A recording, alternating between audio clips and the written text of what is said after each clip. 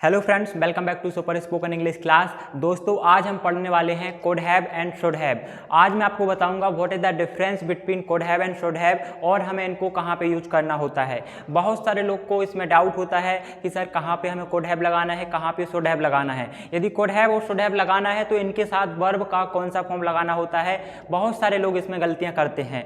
तो आज हम इस लेक्चर में इनको एकदम डिटेल में देखने वाले हैं। आज हमारा 60 डे चैलेंज का 27वां डे है। That mean 26 day already complete हो चुके हैं। आज 27वां डे है। तो आप कंसिस्टेंसी के साथ डेली एक लेक्चर देखिए और अपनी इंग्लिश को इम्प्रूव करिए। चलो इस लेक्चर को स्टार्ट करते हैं और देखते हैं what is the difference between could have and should have. सबसे पहले आपको बता दूं, could have and should have models हैं। क्या ये मॉडल्स हैं? दैट मीन कैन और कोड, देन यहाँ पे शुड का पास्ट फॉर्म है। एक कोड का पास्ट फॉर्म है, एक शुड का पास्ट फॉर्म है। दैट मीन कुड हैव किसका पास्ट है? कोड का। देन शुड हैव पास्ट किसका है? शुड का, जो कि मॉडल है। कुड का मतलब सका, सकी या सकता था, और शुड का मतलब चाहिए। तो यहाँ पे कुड हैव दैट मीन सकता था, कुड हैव का मतलब आएगा सकता था, एंड शुड हैव का मतलब होगा चाहिए था। किसी को कुछ चाहिए था तो वहां पे आप शुड हैव का यूज करोगे। और जो सबसे इंपॉर्टेंट चीज होती है दैट इज आपको दोनों के साथ वर्ब का थर्ड फॉर्म लगाना है। चाहे कुड हैव हो या शुड हैव हो, दोनों के साथ आप वर्ब का थर्ड फॉर्म यूज करोगे। जैसे गो, वेंट, गॉन, तो गॉन क्या है? थर्ड फॉर्म है। स्पीक, स्पोक, स्पोकन, स्पोकन क्या है? वर्ब का थर्ड फॉर्म है। तो आपको इन दोनों में वर्ब का थर्ड फॉर्म यूज करना है और सेंटेंसेस बनाना है। अब बात करते हैं कुड हैव की। तो कुड हैव का हिंदी मीनिंग होता है सकता था। कुड हैव का मतलब होता है सकता था। दैट मीन किसको दर्शाता है? ये पास्ट में किसी इनकम्प्लीट पास्ट को दर्शाता है। कि फॉर एग्जाम्पल मैं बोलूं कि वह इंग्लिश सीख सकता था, राइट। वह खाना खा सकता था, इसका मतलब उसने खाना नहीं खाया। दैट इज द रीजन कि आप बता रहे हो कि वह ऐसा कर सकता था, मैं ऐसा कर सकता था, कोई कुछ कैसा कर सकता था। इस कंडीशन में आप कुड हैव का यूज करोगे। जहां पर भी कोई पास्ट है जो इनकम्प्लीट था, राइट, या इनकम्प्लीट है, दैट मीन वो नहीं हो पाया, तो आप बोल सकते हो कि ऐसा हो सकता था, वैसा हो सकता था, आप वहां जा सकते थे, आप ऐसा कर सकते थे, आप डॉक्टर बन सकते थे, आप इंजीनियर बन सकते थे, राइट। कोई कुछ भी कर सकता था। कब? पास्ट में। दैट मीन वो पास्ट इनकम्प्लीट है। That past is incomplete. ठीक है, इसका स्ट्रक्चर देखते हैं। The structure is subject plus could have plus verb का third form plus object. That mean यहाँ पे आपको वर्ब का थर्ड फॉर्म लगाना है। कौन सा फॉर्म लगाना है? वर्ब का थर्ड फॉर्म लगाना है, साथ ही साथ कुड हैव लगाना है। एग्जाम्पल यदि मैं बात करूँ तो वह डॉक्टर बन सकता था। वह डॉक्टर बन सकता था, दैट मीन बना नहीं। दैट इज द रीजन कि हम यहाँ पे बात कर रहे हैं कि वह डॉक्टर बन सकता था। यदि बन गया होता तो क्या आप बोलते यहाँ पे कि वह डॉक्टर बन सकता था? नहीं, इसका मतलब वह डॉक्टर नहीं बना। तो क्या हुआ? Incomplete past. तो ही could have become a doctor। अब आप बोलोगे सर यहाँ पे तो आपने become लिखा है, become is a first form. तो दोस्तों become is a first form, became is a second form, become is a third form. That mean first form और थर्ड फॉर्म सेम होता है। सेकंड फॉर्म में सिर्फ यहाँ पे ए आ जाता है तो बन जाता है became। तो he could have become a doctor, वह डॉक्टर बन सकता था। You could have become a police officer, आप एक पुलिस ऑफिसर बन सकते थे। दैट मीन आप नहीं बने, इसलिए आज यहाँ पे बात हो रही कि आप ऐसा कर सकते थे, वैसा बन सकते थे। अगला एग्जाम्पल, आप अंग्रेजी बोल सकते थे। आप अंग्रेजी बोल सकते थे, इसका मतलब आप इंग्लिश नहीं बोल पाए या नहीं बोल पाते हैं। दैट इज द रीजन कि हम यहाँ पे बोल रहे हैं कि आप इंग्लिश बोल सकते थे, आपने इंग्लिश नहीं बोली। तो आप बोलोगे you could have spoken English. यहाँ पे वर्ब का कौन सा फॉर्म आएगा? वर्ब का थर्ड फॉर्म आपको लगाना होता है। तो subject plus could have plus verb का third form. You could have spoken English, आप इंग्लिश बोल सकते थे। You could have learned English, आप इंग्लिश सीख सकते थे। सिंपली आपको कुड हैव के साथ वर्ब का थर्ड फॉर्म लगा देना है and then your sentence will be ready. अगला एग्जाम्पल, हम घर जा सकते थे। इसका मतलब कि आप घर नहीं गए। दैट इज द रीजन कि आप बता रहे हो कि हम घर जा सकते थे। तो यहाँ पे क्या बनेगा? We could have gone to home, हम घर जा सकते थे। We could have gone to home, हम ऑफिस जा सकते थे। We could have gone to office, हम टेम्पल जा सकते थे। We could have gone to temple. इस तरीके से आप यहाँ पे कुड हैव प्लस V3 का यूज करोगे। दैट मीन वर्ब का थर्ड फॉर्म जो बताएगा किसको? पास्ट को, कि वो पास्ट इनकम्प्लीट था, ऐसा हो सकता था, वैसा कर सकते थे। अगले एग्जाम्पल, वह मुझे बता सकता था। फॉर एग्जाम्पल यदि कोई इंसिडेंट हो गया, कुछ हो गया, तो आप बोल सकते हो कि भाई आप मुझे बता सकते थे कि आपको पैसे चाहिए थे, आपको वहाँ जाना था, आप मुझे एटलीस्ट बता तो सकते थे। तो आप क्या बोलोगे? You could have told me. You could have told me. Tell का थर्ड फॉर्म क्या होता है? TLL first form. तो टेल का थर्ड फॉर्म क्या होता है? Told. You could have told me, that mean आप मुझे बता सकते थे। You could have told me. अगला एग्जाम्पल, वह क्या कर सकता था? वह क्या कर सकता था? यहाँ पे आप पूछ रहे हो कि वह क्या कर सकता था, उसके हाथ में तो कुछ था ही नहीं, राइट? तो यहाँ पे आप बोलोगे what could he have done.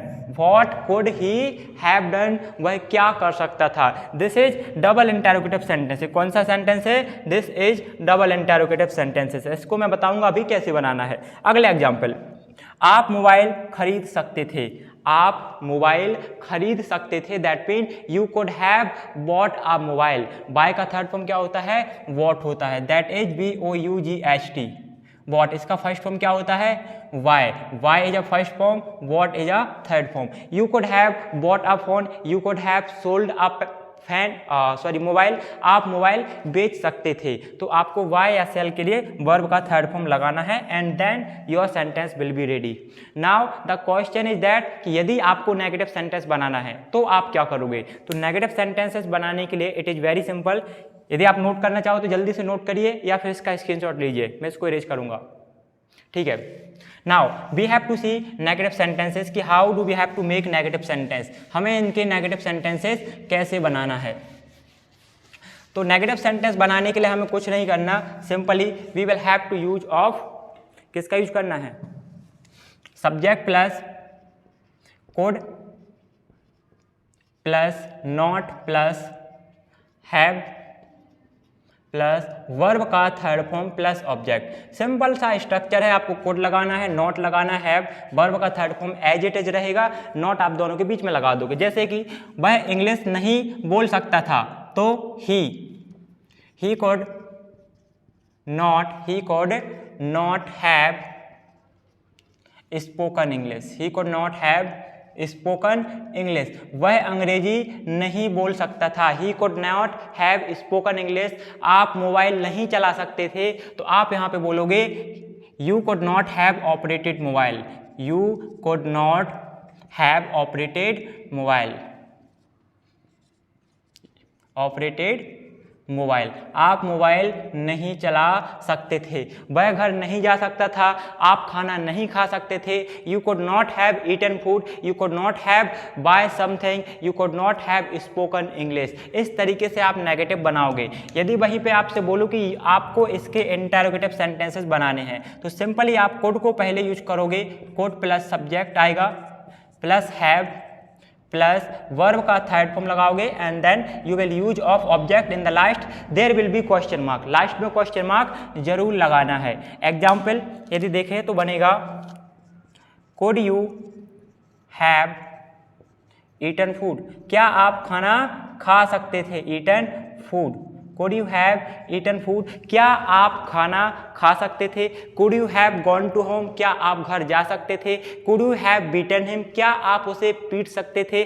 Could you have asked a question. क्या आप एक प्रश्न पूछ सकते थे? इस तरीके से आप इंटरोगेटिव बनाओगे। डबल इंटरोगेटिव बना सकते हो, double interrogative plus negative sentences बना सकते हो। आपको यहाँ पे कुछ स्पेसिफिक करने की जरूरत नहीं होती है। अब बात आती है sir how do we have to make double interrogative sentence. That mean double interrogative sentences क्या होते हैं, उनको बनाते कैसे हैं। तो उसके लिए आपको कुछ नहीं करना होता, सिंपल सा स्ट्रक्चर फॉलो करना है। उसके लिए होगा WH word plus helping of, that is code. यहाँ पे कोड है, प्लस आएगा आपका सब्जेक्ट, प्लस आपका आएगा rest part that is have, plus verb का third form plus object. That mean structure वही है, बस कोड आगे लगाए और सब्जेक्ट बीच में, देन उसके बाद हैव। उसके पहले आप लगा दोगे यहाँ पे WH word. The question is that कि WH वर्ड क्या होते हैं। WH वर्ड क्या होते हैं? तो WH वर्ड को यदि मैं आपको यहाँ पे बताऊँ, व्हाट क्या है WH वर्ड, व्हेन क्या है WH word, where WH word है, हाउ, हु, whom, राइट, ये सभी क्या है, whom, whose, ये सभी WH वर्ड होते हैं। These all are WH word. इनको यूज करके आप सेंटेंसेस बना सकते हो बहुत ही आसानी से, आपको यहाँ पे कुछ स्पेसिफिक नहीं करना होता है। तो आपका एग्जाम्पल यहाँ पे बन जाएगा कि वह क्या कर सकता था, तो बनेगा वह क्या, क्या के लिए क्या यूज लगाओगे, what could he have done, What could he have done? That mean वह क्या कर सकता था, वह कब कर सकता था, तो आएगा when could he have done। वह कहाँ कर सकता था, where could he have done, right। वह कैसे कर सकता था, how could he have done। आपको WH वर्ड लगाना है और सेंटेंस बना देना है। It is very easy to make sentences with the help of WH word। WH word के साथ 6 फॉर्म ऑफ द सेंटेंस बनाना बहुत ही आसान होता है। Now we have to learn about should have। That mean अब हमें should have के बारे में देखना है कि should have का मीनिंग क्या होता है और कहाँ पे हमें यूज करना होता है। तो जैसा कि आपको पता है should have का मीनिंग क्या होता है, चाहिए था। That mean यहाँ पे बात होती है पास्ट की, किसी को कुछ चाहिए था, आपको वहाँ जाना चाहिए था, आपको मोबाइल खरीदना चाहिए था, आपको खाना खाना चाहिए था, आपको देश का सम्मान करना चाहिए था, आपको इंग्लिश सीखनी चाहिए थी। तो जब भी आपको बोलना है कि किसी को कोई काम करना चाहिए था, उस सेंस में आप वहाँ पे should have का यूज करोगे। दैट मीन should का पास्ट होता है should have। तो यहाँ पे भी आप वर्ब का कौन सा फॉर्म लगाओगे, वर्ब का थर्ड फॉर्म आपको लगाना है। क्या लगाना है, वर्ब का third form. There are 2 condition where and we can use of should have। 2 condition बनते हैं जहाँ पे आप should have का यूज करोगे। तो फर्स्ट कंडीशन जहाँ पे एडवाइस की बात होगी, किसकी बात होगी, एडवाइस की बात होगी, वहाँ पे आप किसका यूज करोगे, should have का यूज करोगे। दूसरा जहाँ पे आपको ड्यूटी की बात करनी है, ड्यूटी की बात होगी, वहाँ पे जैसे मैं बोलूं कि आपको देश का सम्मान करना चाहिए, आपको ऑफिस टाइम पे जाना चाहिए, तो ये आपके कर्तव्य हैं, आपकी ड्यूटीज हैं, राइट। तो वहाँ पे आप should have का यूज करोगे और सेंटेंसेस बनाओगे। Structure subject plus should have plus verb का third form plus object. That mean आपको सिंपल एज इट इज, जैसे आप यहाँ पे यूज कर रहे थे subject could have V3 plus object, बस आपको यहाँ पे could have की बजाय should have लगा देना है। Sentence structure everything will be same, there is no change. Example, आपको अंग्रेजी सीखनी चाहिए थी, आपको अंग्रेजी सीखनी चाहिए थी, तो यहाँ पे क्या बनेगा, यू शुड हैव यहाँ पे टी लगा लीजिए, you should have learned English. आपको इंग्लिश सीखनी चाहिए थी, आपको इंग्लिश बोलनी चाहिए थी, you should have spoken English. आपको इंग्लिश लिखनी चाहिए थी, you should have written English. That mean यहाँ पे आप वर्ब का सिर्फ थर्ड फॉर्म लगाइए and then your sentence will be ready, right. Now the question is that, यदि मैं आपसे बोलूं हमें समय पर काम करना चाहिए था, ये क्या है, ये आपकी ड्यूटी है कि आपको समय पर काम करना चाहिए था। यदि आप समय पे काम नहीं करोगे देन आप कैसे अपना काम कंप्लीट कर पाओगे या अपने बॉस को इम्प्रेस कर पाओगे, and how will you get appraisal as well.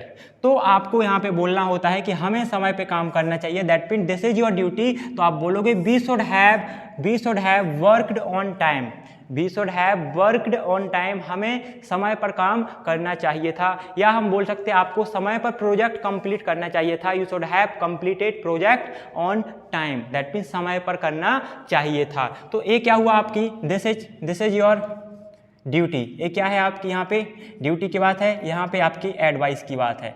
यहाँ पे मैं आपको एडवाइस दे रहा हूँ कि आपको इंग्लिश सीखनी चाहिए थी, आपको समय पे जाना चाहिए था, तो एडवाइस भी होगी और ड्यूटी भी हो गई यहाँ पे। अगला एग्जाम्पल, उसे पहले बताना चाहिए था, उसे पहले बताना चाहिए था कि भाई वो कहीं जा रहा है, कुछ कर रहा है, तो आप वहाँ पे बोलोगे he should have told earlier, he should have told earlier. That mean उसे पहले बताना चाहिए था, उसके बाद में कुछ काम करना चाहिए था। अगला एग्जाम्पल, उसे खाना नहीं खाना चाहिए था, he should not have eaten food. मैंने आपको यहाँ पे भी बताया है कि जब भी हेल्प का पेयर में होती है तो दोनों के बीच में आप नॉट लगाते हो, तो यहाँ पे शुड हैव के बीच में नॉट आएगा, दैट इज। तो he should not have eaten food, उसे खाना नहीं खाना चाहिए था, क्यों, क्योंकि उन्होंने इन्वाइट नहीं करा था। They did not ask you to eat food, then why did you eat food, फिर आपने खाना क्यों खाया। तो आप यहाँ पे बोलोगे कि he should not have eaten food, उसे खाना नहीं खाना चाहिए था। अगला एग्जाम्पल, कपिल को मोबाइल नहीं चलाना चाहिए था। Now you are saying that कि भाई कपिल को मोबाइल नहीं चलाना चाहिए था, क्यों मोबाइल चला रहा है, राइट, उसे नहीं चलाना चाहिए था। तो आप बोलोगे Kapil should not have operated mobile. यहाँ पे वर्ब का थर्ड फॉर्म लगाना है and then your sentence will be ready. तो कपिल को मोबाइल नहीं चलाना चाहिए था। अगला एग्जाम्पल, हमें उसकी मदद करनी चाहिए थी। We should have helped him. किसकी? गरीब की। We should have helped of poor. हमें गरीब की मदद करनी चाहिए थी। We should have helped him. हमें उसकी मदद करनी चाहिए थी। You should have helped me. आपको मेरी मदद करनी चाहिए थी। तो इस तरीके के सेंटेंसेस बनाने के लिए आप सिंपली शुड हैव का यूज करते हो और आपका सेंटेंस हो जाता है रेडी टू स्पीक, राइट। तो इस तरीके से हम शुड हैव और कुड हैव का यूज करते हैं। यदि आपको इसमें कहीं भी डाउट है then you can ask a question और else you can take a screenshot of it. आप इसका स्क्रीनशॉट लीजिए जल्दी से।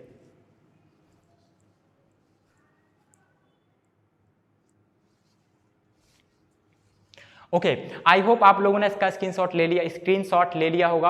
आप लोगों को मैं बता दूं कि हम लेकर आए हैं आपके लिए 60 डे चैलेंज, दैट मीन्स 60 दिनों का चैलेंज।